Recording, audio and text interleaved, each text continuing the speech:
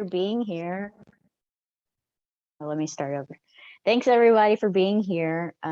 We really appreciate y'all spending some time this evening or whenever you end up watching this to learn more about the plastics issue, get a good grasp of why it's an issue and where it came from, and what some of our local efforts are at curbing that. We have some great panelists here tonight, and I really want to thank them for being here and spending valuable time with us tonight to help answer some questions after the show.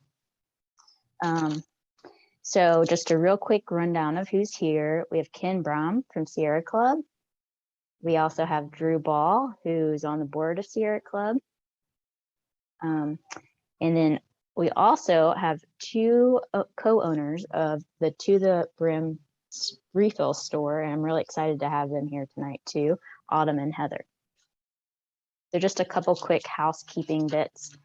It's a little bit awkward in the way that we have to do the film tonight. So we're meeting here on Zoom for the Q&A, and then right now we're just doing the introduction. We'll send you to another link to actually watch the film.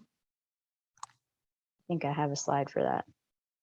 Yeah, we'll send you to a link to actually watch the film, and we'll put the link and the password in the chat. So check there if you don't already have it. And then we'll ask you to come back here after your film is over, and we'll do the Q&A on Zoom. Feel free to stay on Zoom if you want to. You can hang out on both, or you can X out right now and then just log back in at about 8:40. You'll notice this QR code on the screen. If you get super excited and ready to sign up to help push some of the stuff that we're doing here locally, feel free to scan that code and learn more about what we're doing and how you can be involved. All right, so we're going to send you off now. Do we have the awesome? We have the link in the chat with the password. So feel free to jump off here and click on that, and then we'll see you in about an hour and a half. Awesome. Thanks, y'all. We'll hang around for a couple more minutes in case people have questions, but appreciate you all being here. So let's go ahead and get started with the Q&A. We introduced our panelists before, but we'll go ahead and introduce them again. So with us, we have Anna Alsobrook, MountainTrue's Watershed Outreach Coordinator. We have Drew Ball and Ken Brim of the WENOCA Group of the North Carolina Sierra Club. And we have Autumn and Heather with us, the co-owners of To The Brim Refill Store. So I will kick it off to see if we have any questions in the chat. I don't see any. So if anybody has questions, go ahead and paste them into the chat. We can get started answering them. But for now, I'll just kick it off to our panelists to just talk about the film. Thanks, Maddie. I was going to throw out real quick. If you did not get a chance to finish the film, that's quite all right. You have about a week, I think, for that link to work. So you can always sign back in after this and wrap up the rest of the film. I was gonna just pitch real quick if all of our panelists can talk about how they got into the plastics issue and conversation. I think that would be super interesting. I remember several years ago, Hartwell and I were paddling the Swannanoa, doing some pollution follow-up work, and it was just covered in plastic bags and plastic bottles. And that wasn't something new to me by any means. I had seen that in lots of river cleanups before, but it was just, this was a little bit different. And it's really what sparked us in getting involved and starting the conversation about what more can we do around plastics and pollution. So I'll throw it to Ken, since you're next to me in the Zoom world. Yeah, for me, I think it's a couple of things. One, doing river cleanups and recognizing just how much plastic bags in particular, we found wrapped around bushes and trees and just discarded plastic along the banks. certainly made me realize we had a huge issue in terms of what was doing to our local river. But secondly, being a strong advocate for and concerned about climate change, knowing how much that plastic is made out of petroleum products, and the fact that, even if we reach all our other goals and electrify cars and electrify the utility grid, if we're still using fossil fuels for the amount of plastics that we have now and is growing, we're never going to solve the problem. Thanks, Ken. Savannah, I'll talk to you. I'll throw you in there next. Savannah is MountainTrue's outings coordinator. Really lucky to have her. She helped plan this wonderful event for us. And was the question just about plastic? Yeah, and thoughts, just you can do thoughts on the movie too as well. Yeah, I would say that just kind of like Anna was saying, when I grew up with a family who liked to go out and paddle, and just on the sides of different rivers around Western North Carolina, along with other places, I've seen a lot of plastic pollution just building up on the sides. Thanks, Savannah. Drew, you're next. Yeah, this is something I've worked on for quite a while. In 2008, 2009, I worked for the North Carolina Sierra Club, and we were able to get a really great ban on plastic bags on the Outer Banks passed. And that's when I really worked on this initially. But as someone who's been working on the climate issue at the same time, once all this started to connect, once the dots started to get connected, to realize that this is actually an interconnected problem of plastic waste and climate change, and how fossil fuel industry is using petrochemicals and plastics to really prop up a failing industry that's harming our planet. Really kind of connected the dots. And on a more personal note, I was in Costa Rica just a few years ago, and took a boat out to a really remote rainforest right on the beach on the coast. And while we're hiking through there, our guide showed us this mountain of plastics. I mean, probably twice as tall as me, that volunteers had collected and put in one place. And what's interesting is that even though we're in Costa Rica, these were the plastics had come all the way from Asia. They were disposable plastics that had floated across the ocean, and that was just a real visual recognition of how this stuff doesn't go away. It just travels around and continues to pollute our environment, even though we only use this stuff for just a few minutes. It's around for generations. Yeah, that's a really sad reality. Okay, Autumn, can you jump in and talk a bit more how you got involved in the plastics issue? I don't have quite the same succinct story that you guys have. And as I'm thinking back, I kind of see bits and pieces that have brought me to where I am today. In college, I was involved in like the river cleanup, and that was important. And most recently, probably 5 or 6 years ago, I went to the landfill. And as we're standing out there, I've seen that they have built these screens to catch the plastic bags as they're flying across. And that just really, really impacted me. And that's kind of when my brain started turning and really trying to make some changes. So that's kind of where I think it started. And then, I could talk some more about the store, or we can hang on to that until later. Yeah, why don't we have Heather answer that question, and then the two of y'all can jump in on talking about the store, because I do want to give y'all some time for that. I have an even less succinct story than Autumn does. Really, I just recently started this journey with Autumn as kind of my guide, and it's all just been this huge learning process. And I think that really our goal along with learning ourselves, is also to help teach our community, because that's really the only way that, anybody's going to make any sort of change, is for people to know better and do better. Yeah, right on. That leads us really well. It's a great segue into y'all's shop. Let's hear about a bit more about To The Brim.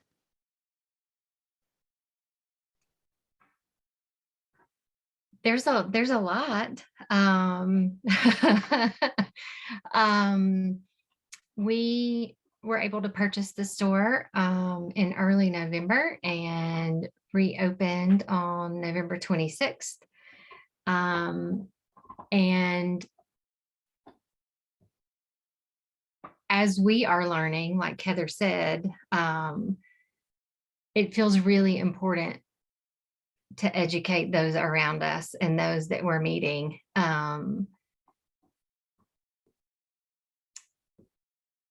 That film has so much information in it, and it can be really overwhelming to those of us who are in the early stages of this journey. And I think there's not enough information out there on a more basic level. And we've got people we can educate. I mean, people like me, who are open to some ideas on a smaller scale to figure out what are our next steps as an individual, and then as a community and a larger community, and how that can impact further down the road. So what Heather and I have decided when we opened the store was that our main focus would be to reduce the use of single-use plastics, because we could take on a whole big picture. And that's really intimidating for me. And I think it's intimidating for customers. But if we start small, then we can grow bigger as far as what we're learning and what we're sharing. And so right now we're really focusing on getting products in and teaching people and getting the word out, so that people know they can bring the bottle that they have and fill it up and reuse it and reuse it and reuse it and reuse it, because it's going to last longer than any of us do. Something so fun about the store is seeing people pull in, and then they get out, they go around to the other side of their car, and they're just loading up, and they come in with armfuls of bottles, and they come in and they're so happy. They're happy that we're there. They're happy to be in the store, and they're happy to be doing something good for their community and for their environment. And it's just been such a rewarding experience just to see how grateful and that people are to have that outlet and to have that ability, and then to also tell other people about it. So it's been really rewarding, and we just love how welcomed we felt, and and just the amount of gratitude that people have had. But the armloads of bottles are just fantastic to see coming in. Can y'all just mention real quick where you're located?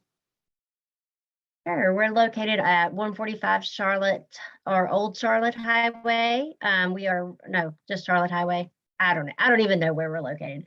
All I know is we're in the Reynolds community, right down the street from the County Line gas station, in a lovely strip mall right next to the CBD store, which is, a good way to tell everybody how to find us. Very classy. So what we have at our store, we have a huge selection of lotion, shampoo, conditioners, body washes, hand soaps, cleaning products, laundry detergents, dishwashing detergent, and laundry pods. So we have lots of cool stuff that's environmentally friendly and also refillable.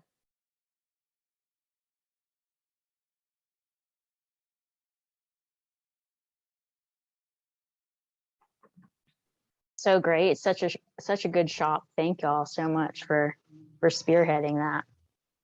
And I'm sure we'll get more questions as we go. Maddie, I was going to give you a chance real fast to talk about your plastics. journey? Yeah, so I, like Savannah, grew up in the same area as her in the Piedmont area of North Carolina. And I spent a lot of time out in the woods as a child, just running around, playing games, making up stories. And I always remember seeing in the little stream that flowed through the woods behind my house, plastic waste here and there.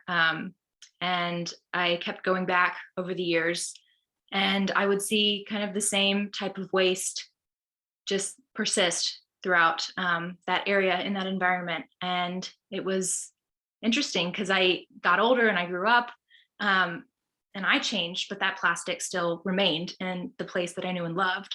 And then, excuse me, when I went to college, I started walking my dog along a really nice trail in the mountains. And it was just my happy place. And one day I turned the corner and I saw just a huge amount of just plastic trash, bags, bottles, just littered at the bottom of a hill off the side of the trail. And I was just kind of like, oof, not great. So I'm just inspired by my experiences in nature to just do what I can to learn and support people in their learning journeys as well, because we all have a part to play in supporting each other and learning more.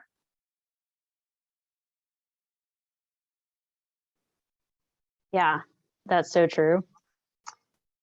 We have a good comment from John and Kim, who used to work in West Virginia. I don't know if this shows up in the recording version of this, so I'm going to say it out loud. They said they live in West Virginia, used to live in West Virginia, and John worked in the largest DuPont plant in the world. Fracking started, and they watched their watershed drained, generational clean water wells compromised. Cow pastures turned into cracker plants and huge holding ponds of fracked water ponds built in the cow pastures. They watched the cows graze around these ponds. Companies were dumping wastewater into the ponds and into the streams, the same streams they were draining to get water to frack with. Sorry, my cursor's not working very well. They were dumping the polluted waters because there were fines for getting caught were less than the cost of cleaning the water. Fracking to create single-use plastics ruined their home. We thought we were doing what we needed because we recycled our plastic. What we learned is we destroyed our community. We are now a zero waste home with 1 bag of trash per year. We have a zero waste group 6 years strong. We have focused a lot on helping people realize nothing is disposable and reuse is key, and there's no away in quotation marks. That's a really sad lesson that y'all lived, John and Kim. I appreciate you sharing your story with us. And if you have bits of info on how to become more of a zero waste home, feel free to share them in the chat for other folks that are here. Kathy and Dwayne have asked, are there initiatives that are currently being investigated to legislate mandatory deposits for sales of plastic containers in our state? I might throw that to Drew and Kim. Yeah, I'm happy to jump in there. So I'd mentioned that in 2009, we got a bill passed that banned single-use plastic bags in the Outer Banks, very sensitive ecosystem. That originally was written as a statewide bill, and it was shrunk to only apply to the Outer Banks. However, that bill was revoked in 2015 by the legislature, sadly. And so currently the state of play in the North Carolina General Assembly is there's a bill that's been introduced a couple times by a Republican out of Salisbury, North Carolina, Representative Harry Warren, and it's the North Carolina Managing Environmental Waste Act. That bill would require a study be done that would come forward with policy recommendations that the state could take. A mandatory deposit for sales of plastic and glass could be part of that, as some other states have done. I used to be the director of environment in North Carolina, which is part of the Public Interest Network, and that organization has done a lot of work on bottle deposits. And it's a good model.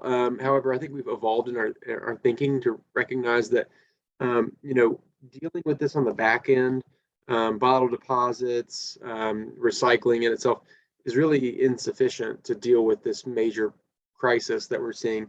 What we really need is a reduction in the overall production of plastic waste. And so we've really started to focus our efforts more on consumer responsibility, for ensuring that they are either A, reducing the plastic used in production of these types of things, or B, would be that they invest in the end of life, end of use for these types of plastics. But regardless, the producers should really be the ones who are responsible. They're the ones who are taking those checks at the bank when they're selling off all these plastics, and they need to be the ones who are dealing with the ultimate cost that we pay as a society, a global society, as you saw in the movie. Ken, you want to add anything to that? I think you covered it pretty well. I mean, at some point, Anna, when you're ready, I can talk about some of our local efforts here in Buncombe County and Asheville. Yeah, that's exactly what I was hoping you would head into. So feel free. Okay. Yeah. Well, one of the things that we felt like we really need to do if we're going to make major progress is, what are the low-hanging fruits? What are the things that could be implemented quickly and are feasible to implement at this point in time? And we really felt like if we focused on a couple of areas, basically the two bigger pieces are single-use plastic bags and single-use styrofoam. And so we really decided to focus on retail outlets, grocery stores, restaurants, all retail outlets. And so we're proposing a plastic bag ban in Buncombe County and later in each of the municipalities that would, first of all, would ban plastic bags completely, and would put a fee of 10 cents for paper bags, and paper bags would be required to be 40% recycled material. So we felt like, and so the real goal here is to get people to bring their own bags and not do either from that standpoint. So that would be a huge opportunity to reduce plastic bags in our county. Second thing we wanted to do is reduce styrofoam. Styrofoam stays around for hundreds of years, if not longer. And so that's a big problem. And, when you go in, and certainly in COVID, many of us have been doing takeouts, meals, and invariably that comes from a lot of our retail or restaurants, it comes in styrofoam. Whereas on the other hand, many other places do it in cardboard, and cardboard works fine. It works, it's biodegradable or recyclable. So we wanted to go after styrofoam. So this bill would basically ban those two items. It would also, as I said, have a fee of 10 cents if you didn't bring your own bag and want to get a paper bag. No plastic bags would be available. There are some exceptions. If you go into Ingles or a grocery store, you could still get a plastic bag to put loose fruit in or bulk items. You could still get a plastic bag to put fish or something like that in to replace the styrofoam that they're using today. The second thing we wanted to target was silverware, plastic silverware. I know every time I get a takeout to take home to eat, they stuff plastic silverware in there, and I don't need it. Same thing if I go in and order something, they bring me a straw, even though I don't want it or don't need it, because I know that's another single-use plastic we shouldn't use. So this bill, our proposed ordinance that Anna has done extensive research and come up with a great model ordinance that we're trying to get Buncombe County and then later City of Asheville, Weaverville, Black Mountain, Woodfin, all the other municipalities to pass, would basically say you couldn't get plastic silverware unless you asked for it. And then even then it would need to be biodegradable plastic. And secondly, you couldn't get a straw unless you asked for it. If you asked for a straw, they could bring it to you. Now we've got some exceptions here, nursing homes, hospitals. Certainly those are situations where it makes sense to do that. So right now we're actively meeting with county commissioners, the county attorney, and our goal is to get Buncombe County to pass a bill that would ban plastic bags, styrofoam, and the other things that I mentioned this year. So we'll be reaching out to people, and we'd love to have you go to this, sign up to to be part of our activist network, because there's gonna be a time we're gonna need letters to the editor. We're gonna need people calling and emailing county commissioners, the city council people, the mayor, to get this passed. We gotta prove that there's a groundswell of support. We need people, when you go into a retail establishment, to decline the plastic bags, to ask for a paper bag instead. If you go in, if you don't have your own bag, and certainly our first choice is bring your own bags. Refuse straws, refuse the plastic silverware if you get a takeout. Ask for that to come in something other than styrofoam, if that's what they're serving it in. So we need citizens to reach out and start delivering the message, if that's what we need to do. Yeah, that's great, Ken. Thanks for diving in. I had a feeling 9 o'clock would come pretty quickly, and it did. So to be respectful of everybody's time, we'll probably wrap up with that. I wanted to point people again to the QR code that's on your screen. If you're inspired, which I hope you are, feel free to throw your phone's camera on that, and it will take you directly to plasticfreewnc.com, where you can learn more about what we're doing with the ordinance that Ken was talking about. You can see a bunch of other resources and places where we've gotten our research and our numbers. You can sign, there's an action, a call to action, so you can sign that and just be up to date with what's going on around here in Asheville, Buncombe County area. If you have questions that we didn't get to, we apologize for that, but feel free to email them to us and we'll try to answer them directly in the coming days. But we really do appreciate everybody for being here, for taking the time to learn more about the issue and what we can do in our daily lives to help make a little bit of a difference. Does anybody want to add anything? I just add one final thing here, Anna, that, first of all, thanks to you.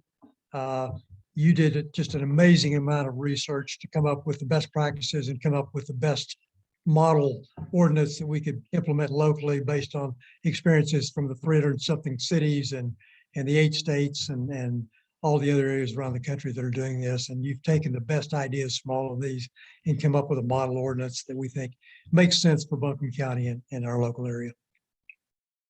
Thanks, Ken. I just want to quickly, things that we can do locally. I know that watching the movies can be a bit depressing. Not only can we take action here in Buncombe County by pushing county commissioners and Asheville City Council, but please reach out to Governor Cooper. I believe there's a take action at the plasticfreewnc.com page. Governor Ralph Northam in Virginia has put forward an executive order, didn't require the legislature. He's doing the right thing on plastics. Governor Cooper should do the right thing on plastics, so please call on him as well. And I just want to give a shout out to Autumn and Heather for stepping up and bringing To The Brim to the Asheville community, because it's an awesome resource to have here. So thank y'all. Look forward to seeing y'all over there soon. And kudos to MountainTrue for all the work y'all do, as always. Well, thank y'all. Thanks to Sierra Club. Thanks to The Brim. We're getting a couple of last minute questions in places. So to just kind of like keep it tight with our time, well, y'all can just email those to us and we'll get you answers. They seem a little bit more specific. But again, thank y'all so much for being here. We really appreciate you taking time, taking your evening with us.